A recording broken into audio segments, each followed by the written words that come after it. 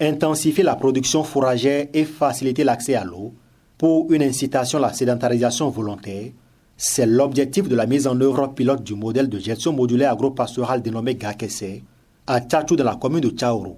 Le comité de pilotage de ce modèle a organisé du lundi 24 au mardi 25 avril 2023 par Akou un atelier de présentation du modèle Nexus, de gestion modulaire de l'agro-pastoralisme dans le Borgou et une visite de terrain de ce modèle dans l'arrondissement de Tchatchou.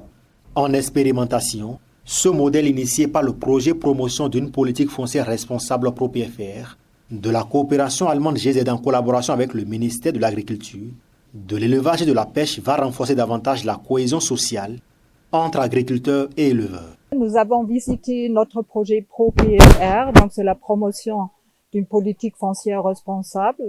Et ce projet a, entre autres, réalisé tout dernièrement une activité de mettre en place d'un essai de sédentariser la population pastorale et de promouvoir une gestion et une cohabitation paisible avec aussi la population agricole. Et ceci dans un modèle qui s'appelle le modèle Nexus, qui a été développé ensemble avec différents acteurs du projet pour essayer cette nouvelle forme de vie de commercialisation des produits qui sont issus des activités de la communauté qui vit dans ces hameaux, ces villages. C'est un travail extraordinaire qui a été accompli ici par les communautés, par les experts et aussi par la GIZ. Je peux constater que c'est un modèle exemplaire qui a été mis en œuvre ici, qui va aider les communautés de se développer, mais bien sûr c'est aussi un modèle pour prévenir des conflits.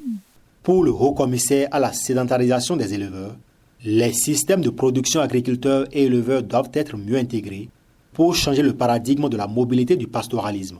Je me réjouis déjà de voir de façon pratique qu'il y ait des villages, d'accord, des campements qui se mettent dans la dynamique tant souhaitée, tant voulue par le chef de l'État, Patrice Talon, parce que, comme vous le savez, nous sommes à l'ère de la sédentarisation et nous voulons que les systèmes de production, agriculture et élevage puissent être mieux intégrés et que la dynamique de la mobilité pastorale puisse évoluer et qu'on change un peu de paradigme. C'est un modèle parmi tant d'autres qui est en cours d'expérimentation ici.